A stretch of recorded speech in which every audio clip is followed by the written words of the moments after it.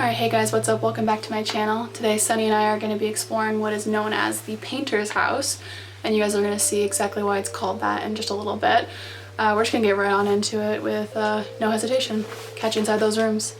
Okay guys, so here we got the kitchen. As you guys can see, there's a lot of, you know, very kitchen-y things. Got the stove. I actually really like this style of kind of like little separate containers for everything. I think it says sugar, flour, coffee, and tea. I don't know why I was saying, I think to Sonny, that this gives me like a diner vibe, like a, I don't know, 70s, 60s, it's hard to say, like that kind of chrome look. There's also like a lot of these like little like containers up here that seems like they were kind of set here for display. So like this one still has all these old tea bags inside. So something kind of like for the aesthetic, I suppose. And also just too, in general, I really like how the cabinets look and the color choice in here. It's definitely different, but it is a vibe. Okay guys, so I hopped out of the kitchen. To be honest, a lot of the rooms here are like really trashed. So you can see a lot of them are like, there's literally like rain coming through right now. There's a hole in the roof. Just things scoured absolutely everywhere. Like, ooh, some of these are kind of cool. Little glass pieces. I don't know. That one also captured my eye. This is like a, I don't know if you can see the Apple logo on that box. I mean, it's like an old Apple computer they had here at one point. Don't really know. But yeah, this is the life of a house, you know, that's been abandoned a lot of times. It's just trash all over the ground. So interestingly, some of this stuff is left on the ground here. So this one here is like Metropolitan Seminars in Art. Over here is like romantic art. So like I said, it kind of makes sense because this is all stuff that a lot of probably artists would have in their home. Metropolitan Seminars in Art, another one. And there was even another one here too. It just feels like endless. You can see here. Art in Our Time. So a lot of those pieces all over the place here, and a lot more random stuff too. I believe a lot of these are actually like I don't know if they're canvases or just like the outer frames to put the paintings in and stuff. I mean, I think there's art in this house and also art of the owner's like owned because he was a painter.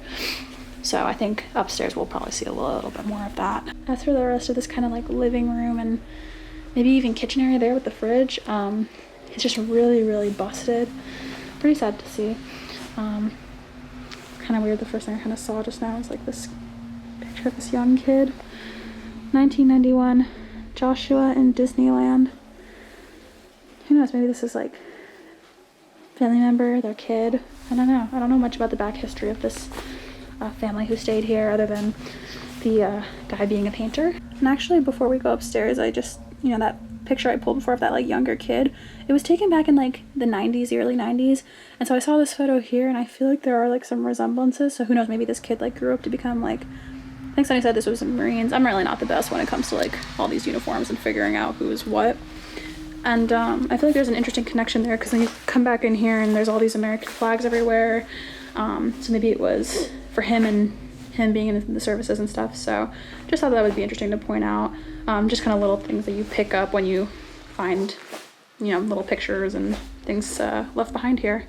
Okay guys, we just made our way upstairs. So we got the bathroom that you can see has definitely seen better days. Specifically down here, I think this is kind of cool though, like a lot of the leftover bottles. I think it says Listerman and cinnamon. In my opinion, if you're picking a cinnamon mouthwash, you are a brave soul. And then of course too, it's just cool to see all the bottles left behind. I was just looking at some of these bottles. We got a really beat up looking nasal decongestant. And we got over here, I think this was a bottle of aspirin. You can see down there, expired in August of 1991. So it just kind of shows it's like, oh, someone bought that, they popped it in here and really just forgot about it. And who knows when they left this place or whatever happened. And it's just been sitting here ever since for, what is that, upwards of like 30 years. It's just insane to think about it that way.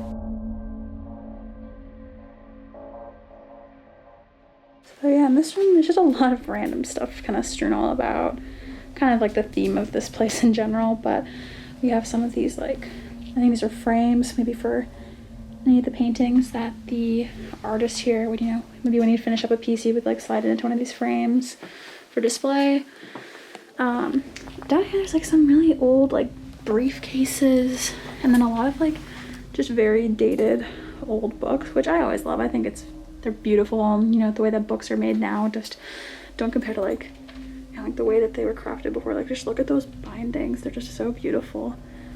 I'm not really sure what this held, but again, I just like how it all has that very vintage feel. I'm a very big fan of that.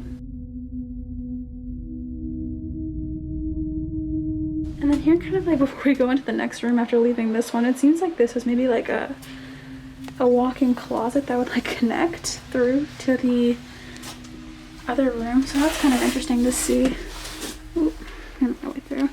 But it kind of pops us out into this bedroom. That's actually crazy. You can see like the hole right through to the downstairs. But yeah, like just a lot of more random things. Like there's multiple fur coats here. I think there's one here, and you can actually see kind of like right there in the pile. And I think that's actually a leather jacket that's kind of like mushed in all there. A lot of finds and pieces, personal items left in here, which kind of like makes you question what happened, like why they didn't maybe take some of those belongings, or like their paintings or whatever it was that, you know, probably held a lot of sentimental value to them. You can see it's really falling apart here. And when you think about like a day like today, super rainy, all the water leaking through today, just like it always does. And it just makes the place mold and deteriorate more and more. So, I mean, Sonny, we're talking about how many more seasons like this place could probably endure before it's gonna come crashing down, and it's really hard to say. And that's just a part of the decaying process, you know. When a building's starting to look like this, you can't really expect it to hold out too much longer. I've also noticed that there's quite a few like canes around here. I think there were some maybe downstairs. I'm not sure if I pointed them out earlier, but I feel like that kind of gives you that idea that like, okay, someone here was probably more elderly, or who knows, sometimes, you know, it could just be that you had a disability. The only other thing I could maybe think of is when you're serving in the services, maybe if you get discharged from injury, then maybe you're dependent on like a cane or something to be like more mobile, to support yourself. So maybe that's another possibility.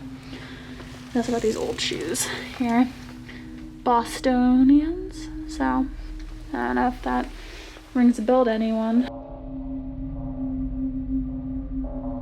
And here's the other walk-in closet that is filled with like men's jackets and shirts, and even up on top we got like shoes, dress shoes, ties. So this is very likely the artist's clothing, and that's so weird to see this and like think that when you're like literally touching this, you like have contact with that person from the past. So this is extremely fascinating to me to see that it's all left behind still.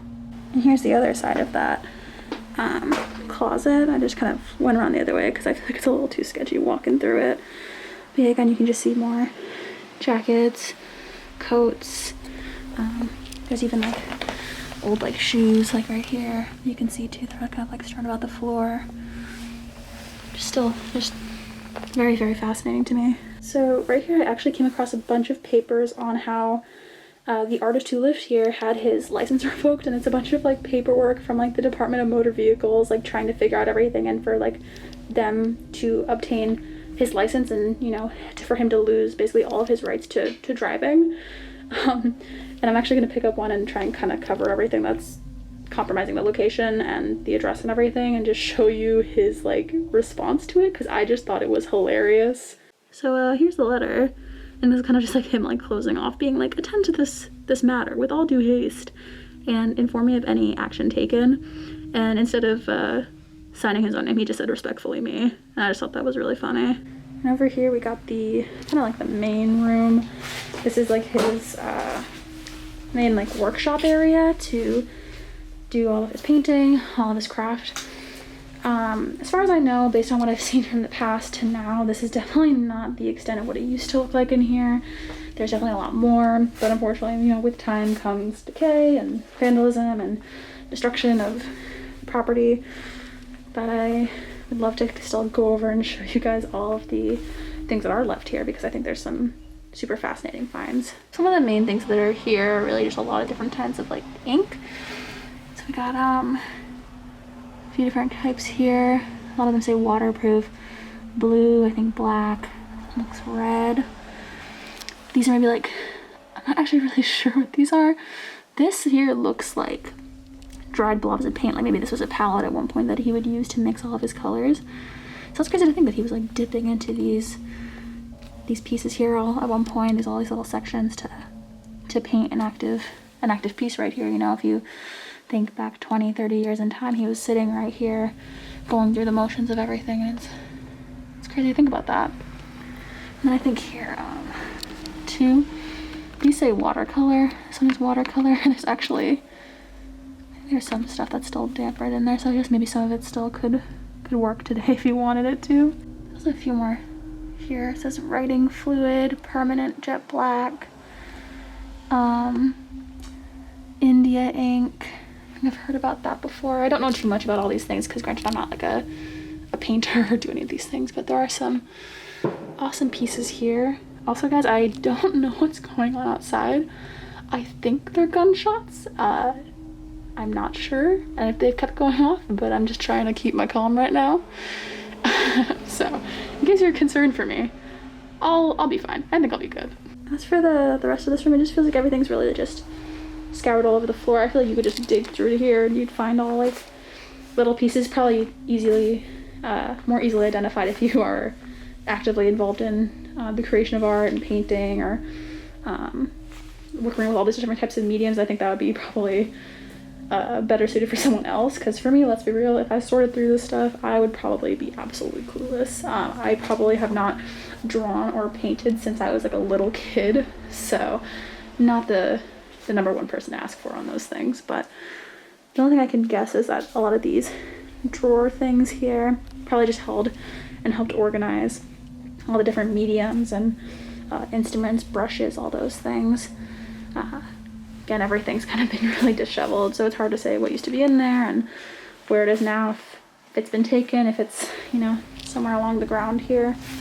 Who even knows? But it's just cool to imagine what it once was like in here.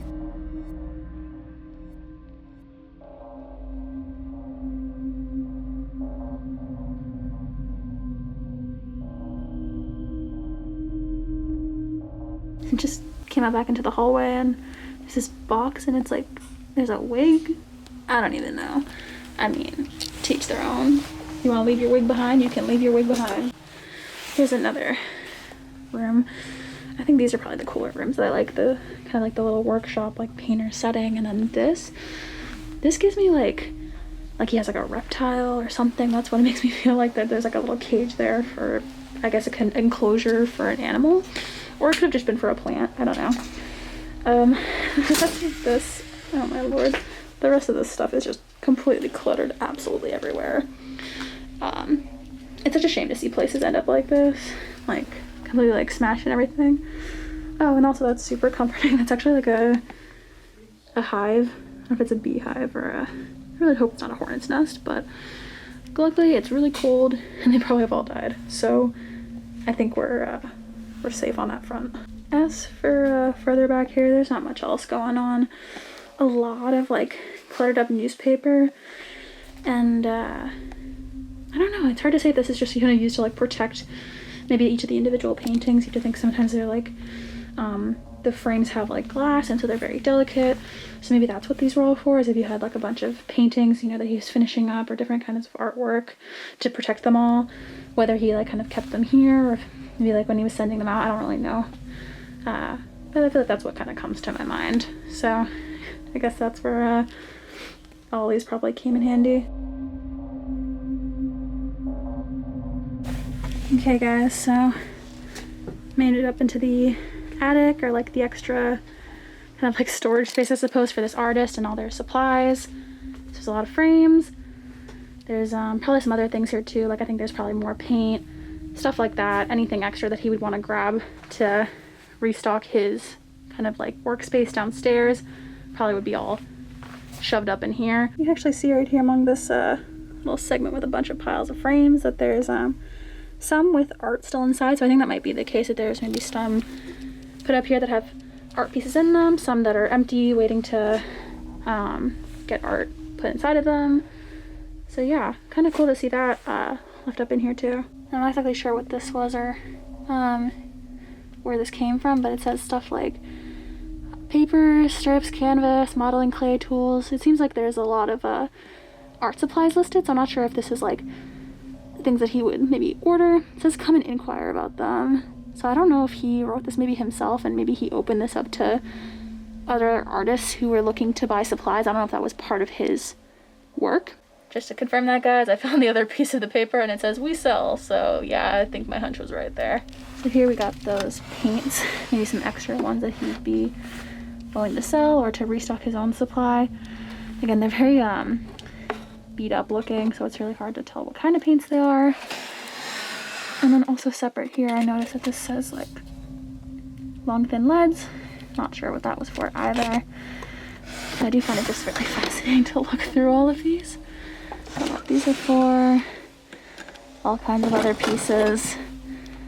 There's so much left. Also just found this really cool briefcase. Not sure what it was used for. There's like these little glass jars still in there. Kind of like some little slots to, I don't know if it was maybe to slide some tools in, art related tools. Maybe like a little wooden container maybe for some of the paintbrushes. That's just me trying to guess off the top of my head. If anyone else knows, feel free to enlighten me. And as for the rest of this house, that's really the end of it. There's not much else left to see. I could really spend hours and hours sifting through all of this stuff, but of course it's getting kind of late, getting dark out, and I think it's time to go home. So let's head on out of here. Alright guys, that's going to be it for this video. I hope you enjoyed exploring this abandoned house with me. I definitely did. This was a really cool spot to show you guys. Anyways, if you did like it, don't forget to comment, like, and subscribe, and of course, like always, I'll catch you in the next one.